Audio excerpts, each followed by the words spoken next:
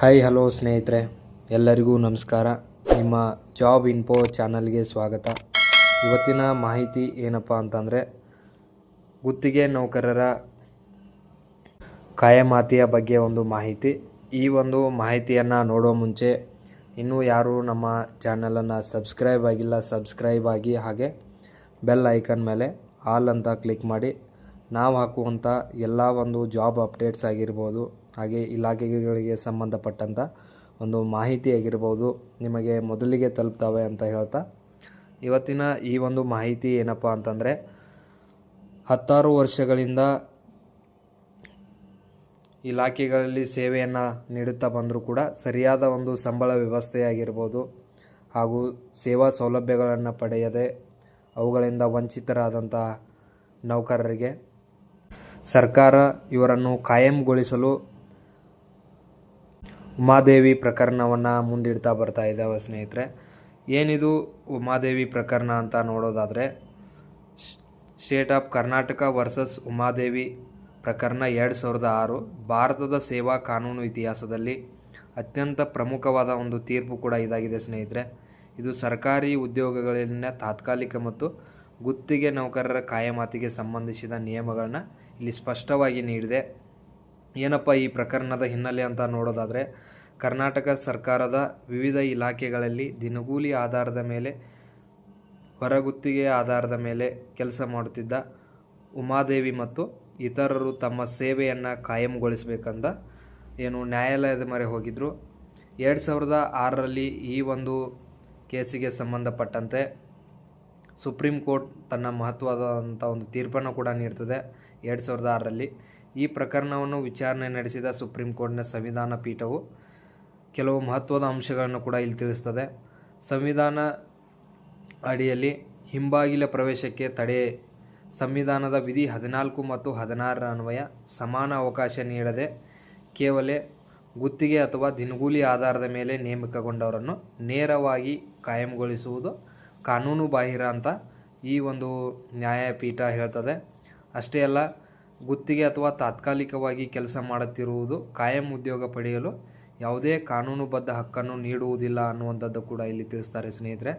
ಒಂದು ಬಾರಿ ವಿನಾಯಿತಿ, ಒನ್ ಟೈಮ್ ಮೇಜರ್ ಅನ್ನುವಂಥದ್ದು ಕೂಡ ಮಂಜೂರಾದ ಖಾಲಿ ಹುದ್ದೆಗಳಲ್ಲಿ ಯಾವುದೇ ನ್ಯಾಯಾಲಯದ ತಡೆ ಆಜ್ಞೆ ಇಲ್ಲದೆ ಕನಿಷ್ಠ 10 ವರ್ಷಗಳ ಕಾಲ ನಿರಂತರವಾಗಿ ಕೆಲಸ ಮಾಡಿದವರಿಗೆ ಒಂದು ಬಾರಿಯ ಕ್ರಮವಾಗಿ ಕಾಯಂಗೊಳಿಸಲು ಸರ್ಕಾರ ನಿಯಮವನ್ನು ರೂಪಿಸಬಹುದು ಅನ್ನುವಂಥ ಒಂದು ನಿರ್ದೇಶನವನ್ನು, ಡೈರೆಕ್ಷನ್ ಕೂಡ ಕೊಟ್ಟಿತ್ತು.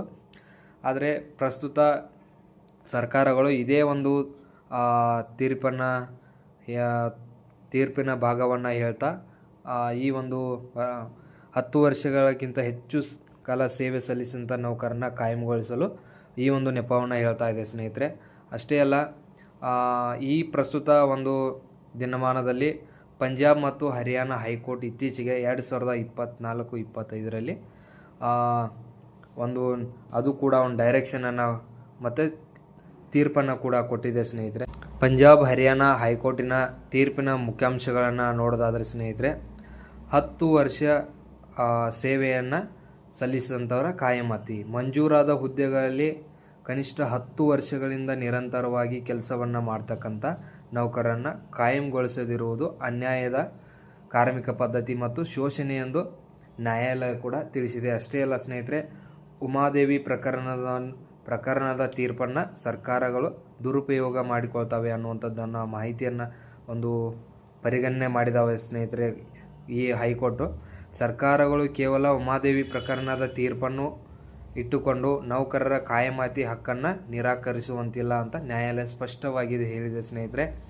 ಮತ್ತು ಕಲ್ಯಾಣ ರಾಜ್ಯವು ತನ್ನ ನಾಗರಿಕರ ನಿರುದ್ಯೋಗದ ಲಾಭವನ್ನು ಪಡೆದು ಅವರನ್ನು ದಶಕಗಳ ಕಾಲ ಕನಿಷ್ಠ ವೇತನಕ್ಕೆ ತಾತ್ಕಾಲಿಕವಾಗಿ ಇರಿಸಿಕೊಳ್ಳಬಾರದು ಅನ್ನುವಂಥದ್ದು ಕೂಡ ನ್ಯಾಯಮೂರ್ತಿಗಳು ಸ್ಪಷ್ಟವಾಗಿ ಹೇಳಿದ್ದಾರೆ ಸ್ನೇಹಿತರೆ. ಇನ್ನು 2025-26ರ ಅಂಶಗಳನ್ನು ನೋಡೋದಾದರೆ, ತೀರ್ಪುಗಳಲ್ಲಿ 10 ವರ್ಷದ ಪೂರೈಸಿದ ದಿನಗೂಲಿ ನೌಕರರಿಗೆ ಮಂಜೂರಾದ ಹುದ್ದೆಗಳು ಇಲ್ಲದಿದ್ದರೂ ಕನಿಷ್ಠ ವೇತನ ಶ್ರೇಣಿ ಮತ್ತು ಕಾಯಮಾತಿಗೆ ಪರಿಗಣಿಸಬೇಕನ್ನುವಂಥದ್ದನ್ನು ಕೂಡ ಈ ಒಂದು ತೀರ್ಪಿನಲ್ಲಿ ತಿಳಿಸಲಾಗಿದೆ ಸ್ನೇಹಿತರೆ. 10 ವರ್ಷಗಳಿಗೂ ಹೆಚ್ಚು ಕಾಲ ಸೇವೆ ಸಲ್ಲಿಸಿದ MG ನರೇಗಾ ಸಿಬ್ಬಂದಿಗಳ ಕಾಯಮಾತಿಗೆ ಸಮಗ್ರ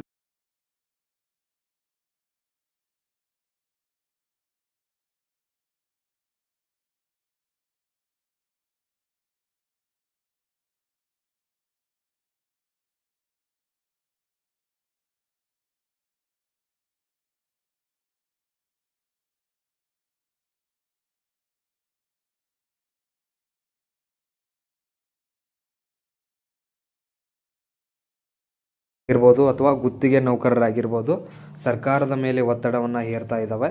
ಅದಕ್ಕೆ ಸರ್ಕಾರ ಕೂಡ ಇವರಿಗೆ ಸೂಕ್ತವಾದ ಭದ್ರತೆ ಮತ್ತು ಸೌಲಭ್ಯಗಳನ್ನು ಕೂಡ ನೀಡಬೇಕು. ಯಾಕಂತಂದರೆ ಇವರು ಕೂಡ ಸರ್ಕಾರಿ ಅಥವಾ ಕಾಯಂ ನೌಕರರ ಸರಿಸಮಾನವೇ ಕೆಲಸ ಮಾಡೋದರಿಂದ ಸಮಾನ ಕೆಲಸಕ್ಕೆ ಸಮಾನ ವೇತನ ಅನ್ನುವ ತತ್ವದಡಿಯಲ್ಲಿ ಕೂಡ ಇವರಿಗೂ ಕೂಡ ವೈಯಕ್ತಿಕವಾದಂಥ ಒಂದು ಫ್ಯಾಮಿಲಿಯನ್ನು ನಿರ್ವಹಿಸುವಂಥ ಜವಾಬ್ದಾರಿ ಕೂಡ ಇದೆ ಸ್ನೇಹಿತರೆ. 16 ವರ್ಷಗಳು ಸೇವೆಯನ್ನು ಸಲ್ಲಿಸಿದರೂ ಕೂಡ ಕೇವಲ ಕನಿಷ್ಠ ವೇತನದ ಅಡಿಯಲ್ಲಿ ಕೆಲಸ ಮಾಡಿಸಿಕೊಳ್ಳುವಂಥದ್ದು ಕೂಡ ಒಂದು ಶೋಷಣೆ ಪ್ರಕಾರ ಅನ್ನುವಂಥದ್ದನ್ನು ಕೂಡ ಈಗಾಗಲೇ ಪಂಜಾಬ್ ಹರಿಯಾಣ ಕೋರ್ಟಿನ ತೀರ್ಪನ್ನು ಕೂಡ ನೋಡ್ಬೋದು.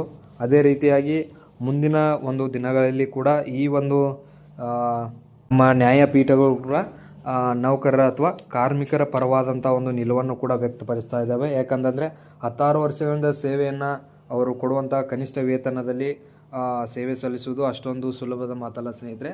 ಅದಕ್ಕಾಗಿ ನಮ್ಮ ನ್ಯಾಯಪೀಠಗಳು ಕೂಡ ಕಾಲಕಾಲಕ್ಕೆ ಸರ್ಕಾರಗಳಿಗೆ ಒಂದು ನಿರ್ದೇಶನವನ್ನು ನೀಡ್ತಾ ಇದ್ದಾವೆ. ಸರ್ಕಾರಗಳು ಕೂಡ ಅಷ್ಟೇ ಜವಾಬ್ದಾರಿಯಿಂದ ಈ ಒಂದು ನಮ್ಮ ನ್ಯಾಯಪೀಠಗಳ ಒಂದು ನಿರ್ದೇಶನವನ್ನು ಪಡೆದು ಮುಂದಿನ ದಿನಗಳಲ್ಲಿ ನಮ್ಮ ಈ ಒಂದು ಗುತ್ತಿಗೆ ನೌಕರರಿಗೆ ಒಂದು ಒಳ್ಳೆಯ ಒಂದು ಸೌಲಭ್ಯಯುತವಾದ ವ್ಯವಸ್ಥೆಯನ್ನು ನೀಡ್ತವೆ ಅನ್ನುವಂಥದ್ದನ್ನು ಕೂಡ ನಾವು ವಿಶ್ವಾಸವನ್ನು ವ್ಯಕ್ತಪಡಿಸ್ಬೋದು. ಯಾಕಂತಂದರೆ ಈಗಾಗಲೇ ಸರ್ಕಾರಗಳು ಗಂಭೀರವಾಗಿ ಪರಿಗಣಿಸಿದ್ದಾವೆ ಸ್ನೇಹಿತರೆ. ಇಷ್ಟು ಈ ಒಂದು ಪ್ರಕರಣದ ಮಾಹಿತಿ ಸ್ನೇಹಿತರೆ.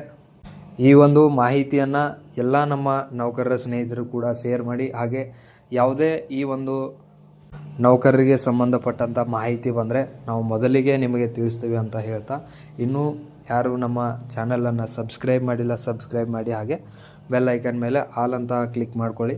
ನಾವು ಹಾಕುವಂಥ ಎಲ್ಲ ಒಂದು ಜಾಬ್ ಅಪ್ಡೇಟ್ಸ್ ಆಗಿರ್ಬೋದು ಹಾಗೆ ಇತರೆ ಮಾಹಿತಿಗಳಾಗಿರ್ಬೋದು ನಿಮಗೆ ಮೊದಲಿಗೆ ತಲುಪ್ತವೆ ಅಂತ ಹೇಳ್ತಾ ಎಲ್ಲರಿಗೂ ಕೂಡ ಧನ್ಯವಾದಗಳು ಸ್ನೇಹಿತರೆ.